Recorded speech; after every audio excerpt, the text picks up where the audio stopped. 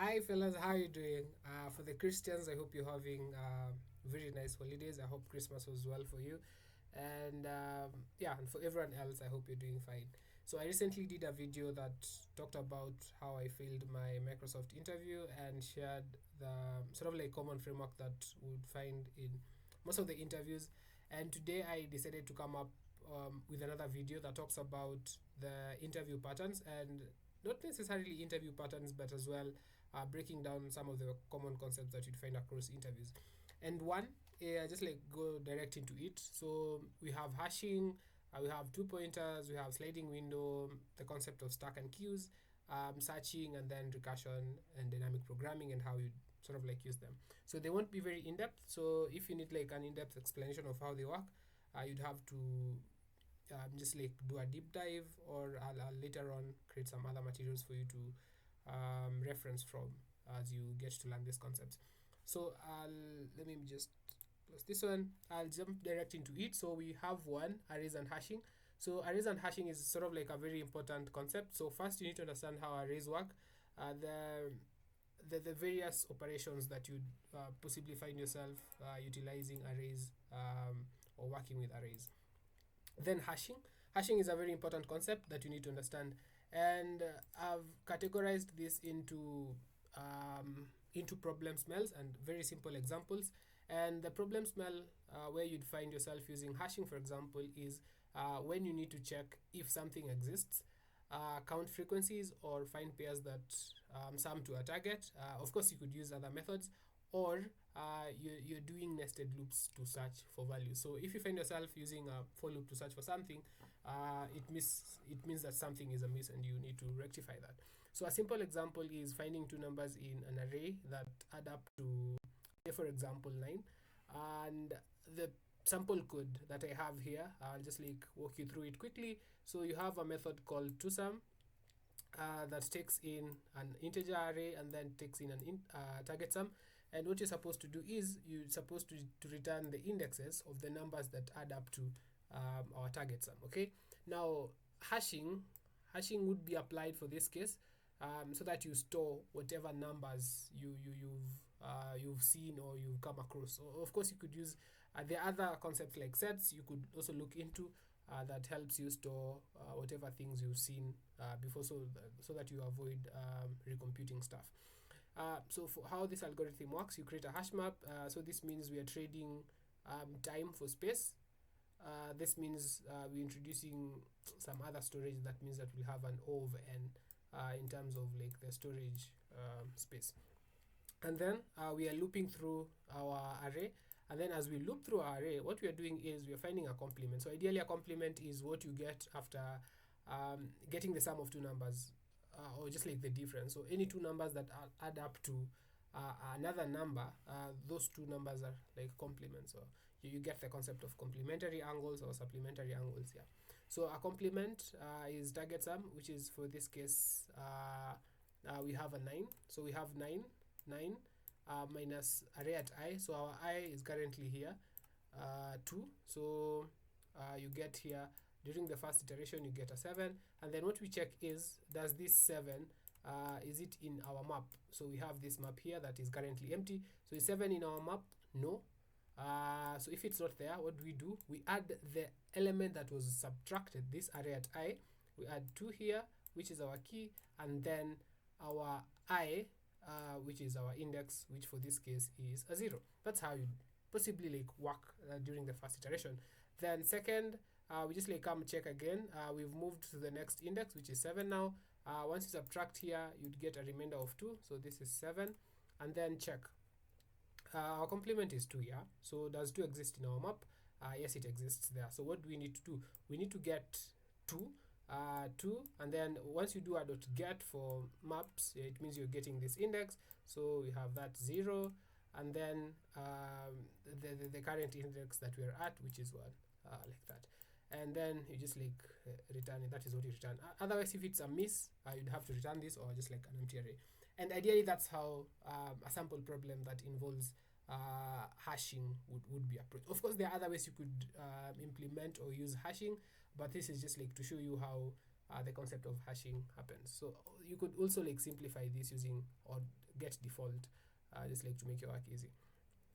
Then we have the concept of two pointers. This is a very fundamental concept that you ought to understand. And what we are doing is we are introducing two variables. One would start at this end, and then the other would be at this end, and then we this moves this side, and then just like mixed these things, and then this one moves this side, and then up to a certain condition is met. That is how possibly how two pointers work.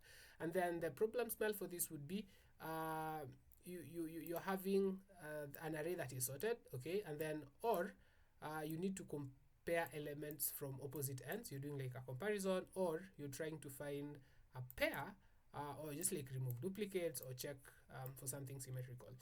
The sample example that we have is you're supposed to find any two numbers in a sorted array that sum up to this would give us a direct answer, so I won't use this 10, that add up to, say for example, 6. So you want that. So what would happen is you initialize your left pointer that starts here. This is our left pointer, and then so you have our left pointer starting at this point. So we have our left pointer starting at this point, and then we're having our right pointer starting at the very last element here. Yeah, of course. Now you have this condition here, and then you calculate the sum. So you're supposed to get the sum. So the first sum is 1 plus 9. 1 plus 9 is 10, and this is not what we want. So what we need to do is we check if the sum is equal to the target. Of course, we return the indexes. Else if, what if we find that the sum is less than the target? So we have 10, is 10 less than the target? No, it's greater. So we need we come here, so that means we need a smaller sum. And if we need a smaller sum, this means, because this it's sorted, this means it's okay. This one is okay, on the left is okay. What we need to do is we need to move this right pointer here, and then we do a right minus minus. So after doing right minus minus, we have still 1. We have 1, and then we are adding it to 7. This would give us an 8. This is not what we want. We move our right pointer here, and then we continue the right minus minus still. So we are currently at 5, and our sum is 6. So it's equal to that. So we return that. So that's how two pointers work. So ideally, you just like have one pointer as well. Two pointers could move in the same direction. So the left pointer could start at this element, and then the preceding or the following pointer could be on the next one. So it depends on how the problem is like. But most of the times you just like find yourself having such an approach when it comes to two pointer problems. And for this problem, you just like end up with an O of n in terms of like space, no, not space, time complexity, because of very worst case, you'd have to iterate through everything. O of n in terms of the time, but the space complexity is O of 1. Coming back to this, so let me just have O of 1 like that. Coming back to this, of course, we are trading space for time. So we'd end up with a time complexity of O of n because of the very worst scenario in the loop, and then an O of n as well in the time, in the space, yeah. Then we have the sliding window. So how the sliding window normally works is you just like create a window, and by a window we mean you're looping through a series of elements. So like for this case, we'd create a window of k elements. So if k is 3, so we'd create these elements, and then we perform that operation, and then after that we'd move on to the next. So this would be our next window, and then this would be our next window, and like that. So you get the concept. So depending on the size of the window, you'd solve like the problem differently. So our problem smell for this case is you need to find something in a contiguous sub array. So they need to sort of like be in continuous or contiguous, like how arrays work, or substring. Most of the times you'd find yourself interacting with words like maximum sum of k elements, or the longest substring with a certain condition without repeating characters or whatever. Now, for this case, I have a simple example that says find the maximum sum of any three consecutive numbers, and yeah, so you have the array of numbers, and then you're taking in a parameter k that represents our window size. So what we do is we need two passes. The first pass is first we are creating the window sum. So every window has a sum, and then we are calculating the sum of the first window. So this is the first window. This here, this 215. So for our first window, we'll have 215. So this will be our first window here, and then we're calculating the sum. So 2 plus 1 plus 5, that's an 8. So yeah, this is what we do for the first window. So what we expect is we are looking for the maximum sum. Okay, so every sum we calculate, we just like compare it with the maximum sum, and for the first pass we have to just like have the maximum sum being what we have currently, so it would be at 8. And then afterwards, now we loop through the remaining elements. So the next window, our next window would start from our I would start from k. For this case is sort of like a 3 because we are having a 3. So will number is 1. Let me just change this one. So 1 2 0 1 2 3. So it's somewhere here. This is where our I is. So I equals to 3, and then I less than or equal to nums, because we did the sum for the first 3 already. So our index starts here. Now what you need to get is how we calculate the window sum for this, because you just know our window, our next window is from this is our next window, this one here. So our next window is 1 5 1. But now what we currently have is we have the pre-computed window sum for these two. So what we just need to add is this one, and then subtract these two here. Okay, now what do I mean? So this window sum, our current window sum would be window sum, what we got 8, we got an 8 minus nums at I minus k. So our I is 3, so 3 minus 3, 3 minus 3, so it's 3 minus our k is 3, so we have 0. Nums at 0 is 2. 8 minus 2, and then we add this new element that has been introduced to the window. This is our new element in that window, which is a 1, like that. So 8 minus 2 is 6 plus 1, that is 7. We get a 7. Then after getting the 7, we compare the maximum sum, which was initially 8, and a 7. So at this pass we'd get our max still remaining at 8. Then the other pass would be, we have now 5 1 and 3. Now we've increased the index to 4, so this means that k would be equal to 4. So 0 1 2 3 4 here 4. So we have this, and then so what we do is our window sum, which was initially 7, and then we subtract our I.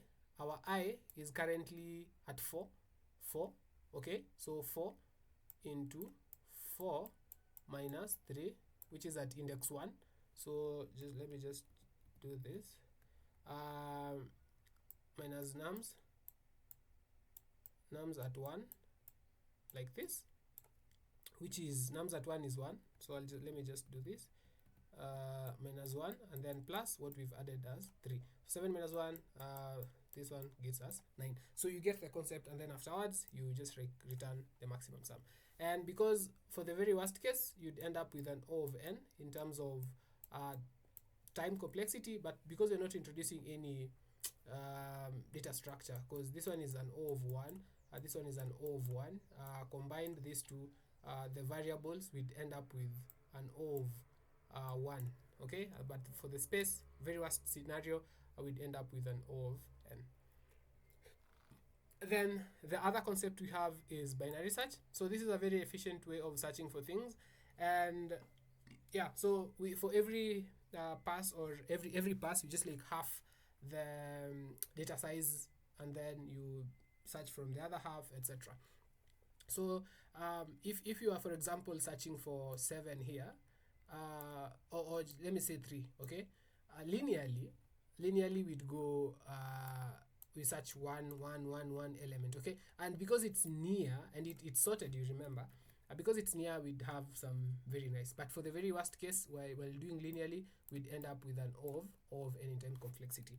But for binary search, how it normally works is if you are searching for the element at the, say for example, farthest or whatever, what you do is for every iteration you have, okay, so for the first iteration you'd have like this, so we eliminate this side, and then for the other iteration you'd have this, you have it, and then you remove this side. That's how it normally works. Now, the problem spell for this is you have the data, and for the data, it's sorted. That this is very important, and you're searching for something. So, or the problem asks find the minimum, maximum. So, as long as you hear the word or you see the word find, it means you're searching for something. And binary search should be at the top of your head when it comes for, to searching. So, we have this simple array. I'll remove this. Let us search for 3, okay, using binary search, right? So how it happens is you have sort of like pointer, allow me just like call them pointers, but just like the start and the end of your array. So this is the left and this is the right pointer, left, and this is the right pointer, okay, like that. Let me use a different pen. This is the right pointer. So you have the condition there, and then the thing that comes next is you calculate the mid. So we need the mid element, okay, the mid index. So how we get the mid is left plus right, divide by 2, so this one, and then you'd get, for this case, you'd get 1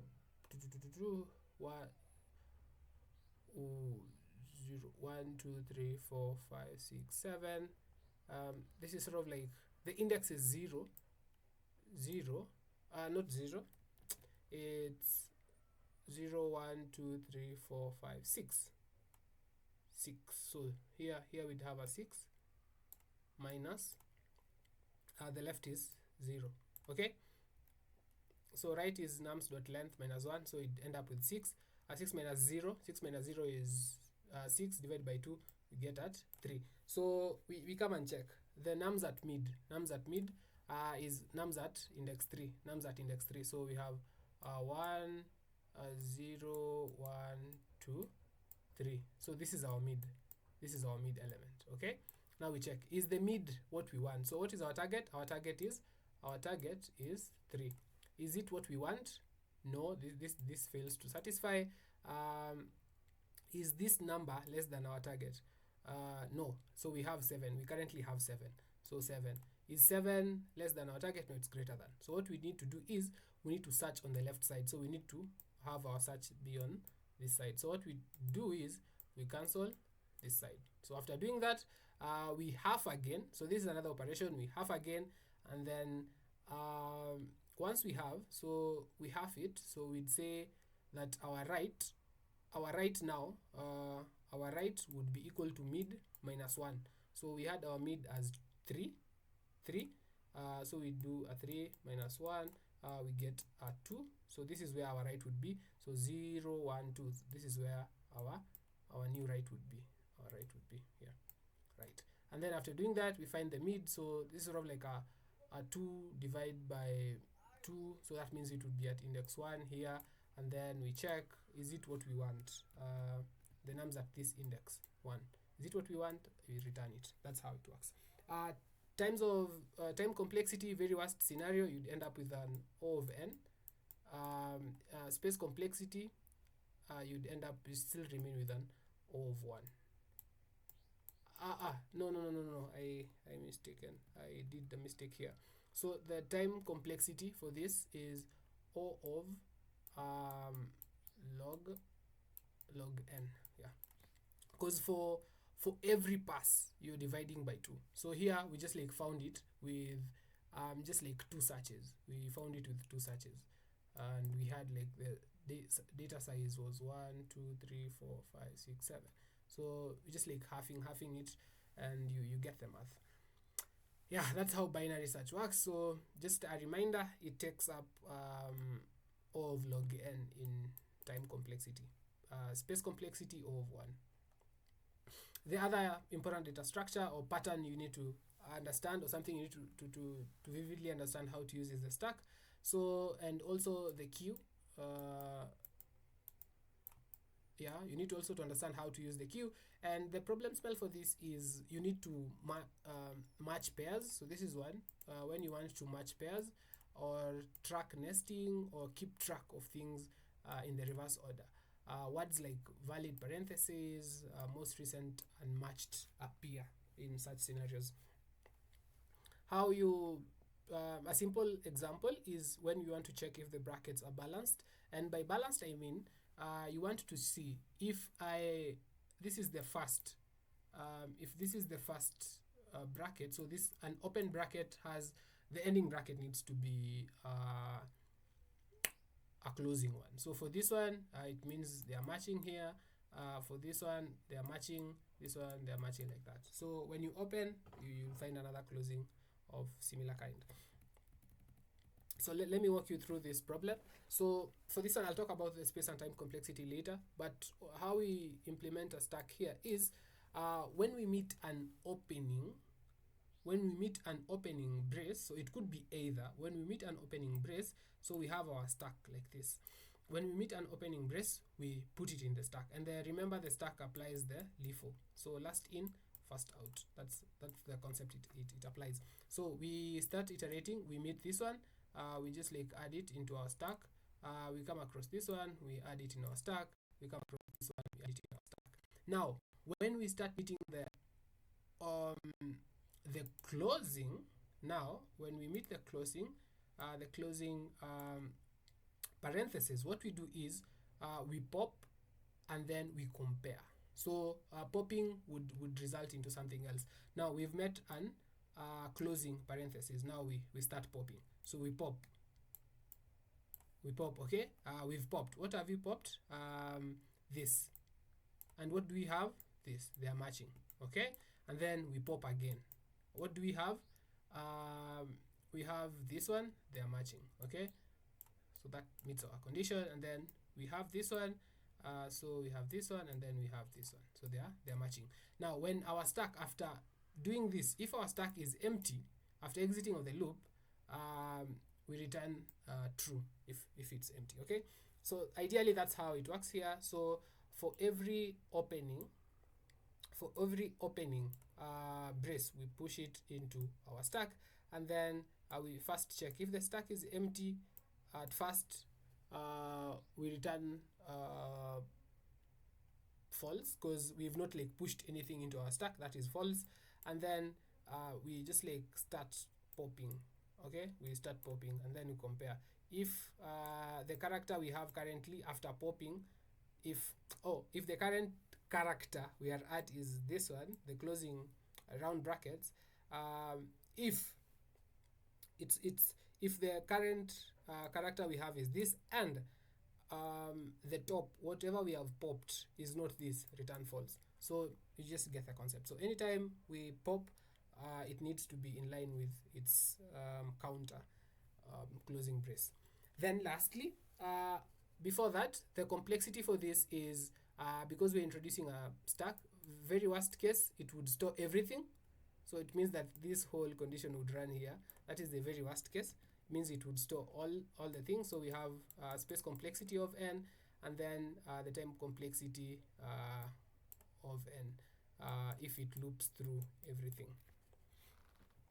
Yes, then we have the most interesting recursion, and actually it should not be verses, but recursion and dynamic programming. So recursion, just like a method that calls itself, just as long as you could divide a problem into similar subproblems, that is a concept of recursion. So here what we're looking at is the problem can be broken into smaller identical subproblems, and then you see phrases like count always, find optimal path, you get the climbing stairs problem, such kind of problems, okay? Fibonacci, etc.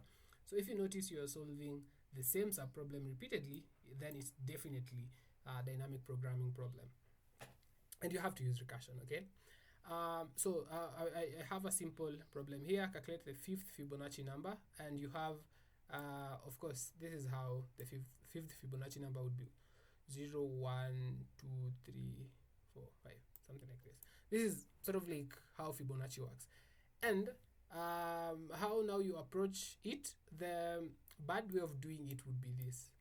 where you say int fib slow, this is the slowest, and it would end up with an O power to n time complexity, which is very terrible, very terrible. Just like have the base case here and then return the recursive calls. This is bad. But ideally, how it would look like is you have the fifth, okay? So what you do is you get a 4, you get the 3 here, 3, and then for 4 you have 3 and 2, and then for 3 you have 2 and 1. I guess we do a 1 here, not really sure. We have a 2, a 1, like that.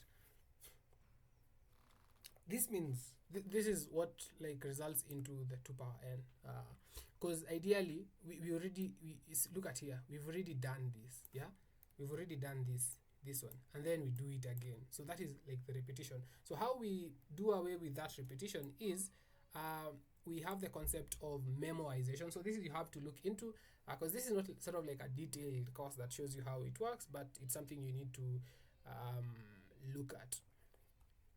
Okay, so we have public int. This is sort of like the main, but the helper method is where the juice is at.